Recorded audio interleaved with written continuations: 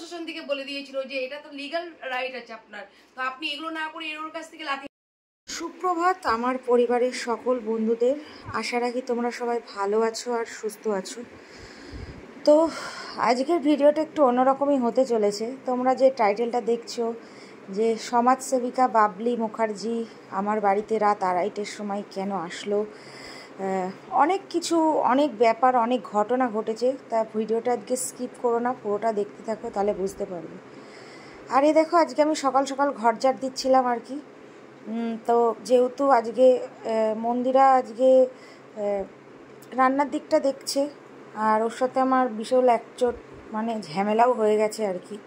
তো অবশ্যই তোমরা সেটাও দেখতে পাবে। তো সবাই জানো বাবলি মুখার্জি হচ্ছে একটা ফেস আর কি।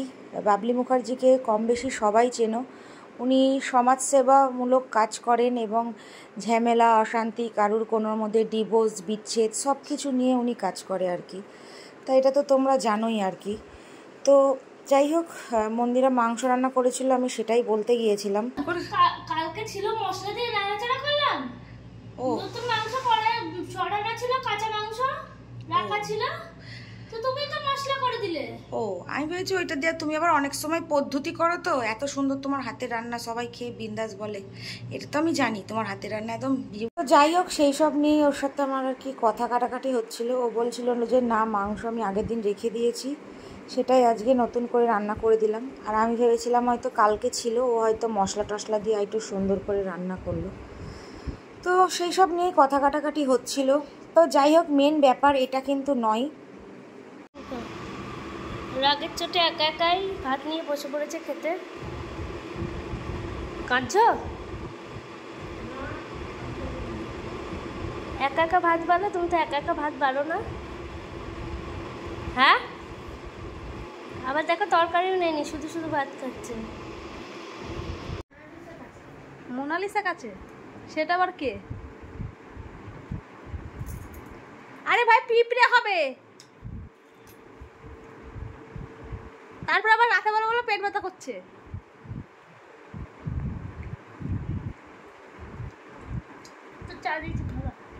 চা তো খাবো, রাত 10টার সময় এখন চা খাবো। মানুষ এখন খাবার খেয়ে ঘুমাবে, আর আমি এখন চা খাবো।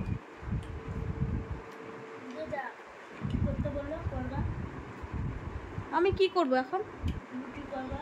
হ্যাঁ, সেটা করে দিচ্ছি। 4টে রুটি আবার করতে ক মিনিট লাগবে?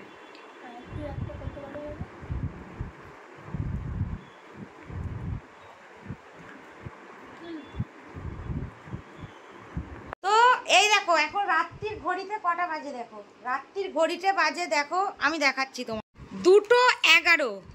আশা রাখি দেখতে পাচ্ছ, না হলে আমি সামনে নিয়ে গিয়ে দেখাচ্ছি। এই যে 2:11, আমার না 2:25 বাজে।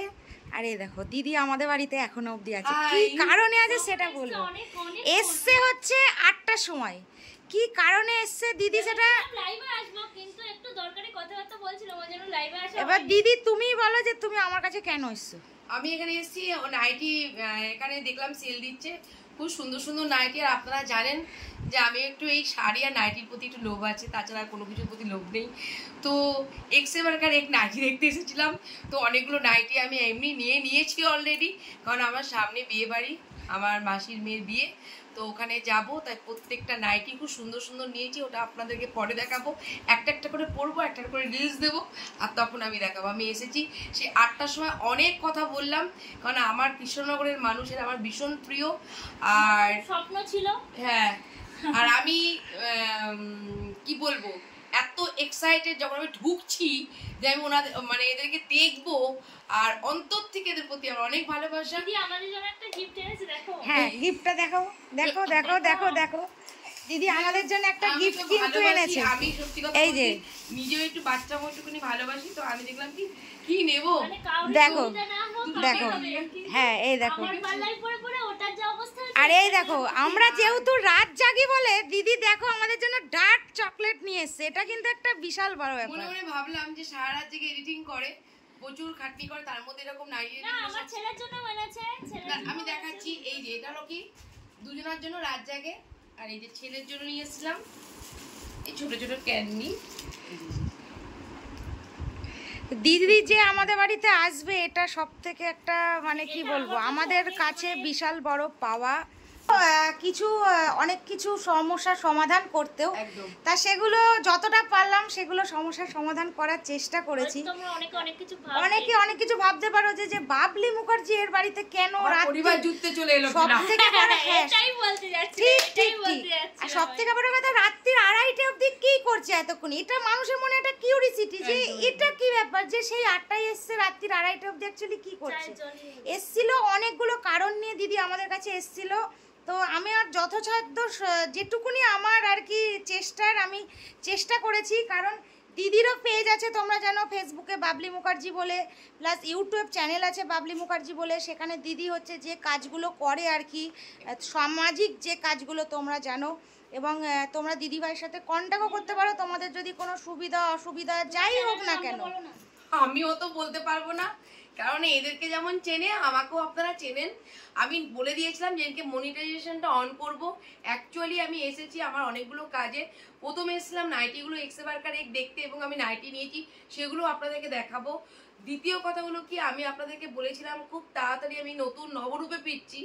তা যেদিন থেকে আমাকে পুলিশ প্রশাসন থেকে বলে দিয়েছিল যে এটা তো লিগাল রাইট আছে আপনার, তো আপনি এগুলো না করে এর কাছ থেকে লাঠিটা খেয়ে টাকা নিয়ে গরিব মানুষের সেবা করছেন কেন, তো আমি ওই জন্য মনিটাইজেশনটা অন করছি। তো সেই কারণে, এবং আমি জানিয়েছিলাম যেদিনকে মনিটাইজেশনটা অন করবো সেদিনকে আমি লাইভে বলবো। তো আমার এখনো প্রসেস চলছে, যেদিনকে হয়ে যাবে সেদিনকে বৈশাখী মন্দিরাকে নিয়ে আমি লাইভ করবো, আর এই বাড়িতে থেকে লাইভটা করব। না সব থেকে বড় কথা দিদি এসেছিল ফেসবুক ইউটিউবের বিষয় আমার কাছে জানতে, বা যেটুকুনি আমার সামর্থ্য আমি সেটা চেষ্টা করছি। দেখো সব কিছুতে একটা লং প্রসেসের ব্যাপার, অনেক সময় অনেক কিছু হয়তো জানা থাকলেও হয়তো হয়ে ওঠে না সেটা হয়তো, কিন্তু আমরা সব সময় চেষ্টা করি যে সেটাকে ঠিকঠাকভাবে করে দেওয়ার। তা দিদি এসেছিল সেই সব কারণ নিয়েই, আর দিদির সাথে আজকে তো আমাদের আজকের সম্পর্ক না, মানে বহুত আগের থেকে সম্পর্ক। তো যাই হোক সেইভাবে আর কথাবার্তা সেরকম হয়ে ওঠেনি। লাস্ট কথা হয়েছিল মনে হয় দুর্গাপুজোর মধ্যে, তারপরে দিদির সাথে ফোনে কথা হয় আর কি, দিদি বললো, তাহলে ঠিক আছে আসো, আমার যেটুকুনি ক্ষমতা আমি সেটা করে দেবো। তা দিদি এসছে সেই 8টার সময়, এখন অলরেডি রাত্রির 2:30 বাজে, দিদি এখনও আছে। আমি বললাম যে বিরিয়ানি আনার কথা, দিদি বললো যে না আমি খাবো না। তা সেখানে আমি আর কিছু বলার নেই, মানে ঘরের মানুষ ঘরের মতনই খাচ্ছে, মানে আমরাও ঠিক যেরকম খাই রাত জেগে থাকলে 8টা 2:30 3টেই চা, সিঙ্গারা খেয়েছি, লাড্ডু খেয়েছি, 2টো সিঙ্গারা 2টো লাড্ডু, একটা সোমপাপড়ি, আর হলো কি এখন লিকার চা আদা দিয়ে, আর কি খেলাম, ও জলও খেয়েছি, এটা বলতে ভুলে গেছি। তো যাই হোক খুব আনন্দ হলো, খুব মজা হলো। আর সব থেকে বড় কথা দিদি আমাদের কাছে এসছে, এটা আমাদের কাছে বিশাল বড় পাওয়া, কারণ এত ব্যস্ত মানুষ যাকে যে হাজার কি লাখ লাখ লোকের এত ভালো করছে, অনেক সময় হয়তো তোমরা তাকে ভুলও বোঝো, এটা আমি বলছি যে দিদি হয়তো যেটা করতে চায় তার বিপরীতে অনেকে অনেক কিছু বলে, কিন্তু দিদি সবসময় চেষ্টা করে যে কেসটাই দিদি হাতে নিক না কেন সেটার একটা সমাধান করে দেওয়ার। কিন্তু এক সময় কি হয় যে একজনের কাছে ভালো হয়ে যায় আরেকজনের কাছে খারাপ হয়ে যায়, এটাই হচ্ছে আমাদের দুনিয়ার সিস্টেম আর কি। মানে ভালোটাকেও খারাপ বানাতে আমাদের 2 মিনিট সময় লাগে না, আবার খারাপটাকেও ভালো বানাতে আমাদের 2 মিনিট সময় লাগে না। তো যাই হোক, তাই আমি বলবো যে দিদির পাশে আমরা সব সময় আছি। আমি তো দিদিকে বলেইছি যে কোনো সমস্যা যাই হোক না কেন তুমি আগে আমাকে জিজ্ঞাসা করবে, যেটুকুনি আমার জানার আমি সেটুকুনি তোমাকে পাশে থেকে হেল্প করার চেষ্টা করব। আর দেখো সব কিছু যে টাকা পয়সা দিয়ে হেল্প হয় তা তো নয়, মানুষের ভালোবাসা আন্তরিকতাটা এটাও কিন্তু একটা বিশাল বড় ব্যাপার। আর এই যে আমি আর মন্দিরা এই যে আজকে এই জায়গাটায় আছি, দিদি কিন্তু আমাদেরকে ভীষণ সাপোর্ট করে, ভীষণ ভালোবাসে, এবং দিদির বাড়ি আর আমার বাড়ি কিন্তু জাস্ট 5 মিনিট এপাড়া আর ওপাড়া বলতে পারো আর কি, তবুও দেখা সাক্ষাৎ সেরকম হয় না। আমি দিদিকে ওই ইউটিউবে ফেসবুকেই কিন্তু বেশি দেখি যে এই বাবলি দিয়ে এখানে ছুটছে ওখানে ছুটছে, এই সমস্যা ওই সমস্যা যাচ্ছে, তারপরে লোকে বাজে কথাও বলছে, মানে মানুষটা খেটেও মরছে বাজে কথাও শুনছে, কিন্তু অথচ সে কিন্তু চায় যে একটা ঠিক নির্ধারিত করতে। তো যাই হোক সব কিছু নিয়ে মানুষের জীবন, তো একসাথে এত কিছু ভাবলে তো হবে না, যে যা বলছে বলুন, সবার যাদেরই উত্থান আছে তাদের পিছনে এরকম মানুষ লেগে পড়বেন, কোনো অসুবিধা নেই, যে যা করছে করুন, ভালোবাসা অন্তর থেকে আসে, এটা কখনো এখান থেকে আসে না। আর যদি নিজের লক্ষ্য স্থির থাকে একদম। অবশ্যই ঠিক নিজের লক্ষ্যে পৌঁছানো যাবে। কে কি করছে কে কি বলছে না দেখে শুধু নিজের লক্ষ্যটা স্থির করে একমাত্র উপরওয়ালার উপর ভরসা করে খালি এগিয়ে চলুন, আর কিচ্ছু চাই না। একদম, সবার একদম। জীবনে হিংসে, সবার জীবনেই চড়াই উতরাই আছে, আর মানুষের জীবনই হলো, জীবনের মানেই হলো যুদ্ধ করে বেঁচে থাকার নামই হলো জীবন। তো চলুন সকলে খুব ভালো থাকুন, সুস্থ থাকুন, আর মন্দিরা আর বৈশাখীকে সাপোর্ট করুন। আর ওরা যেভাবে যে ছোট্ট বিজনেসটা, আমি শুনছিলাম কিভাবে ওরা বিজনেসটা শুরু করেছে, ছোট্ট বিজনেসটা যে করছে তারা প্রচুর পরিমাণে আপনারা সাপোর্ট করুন।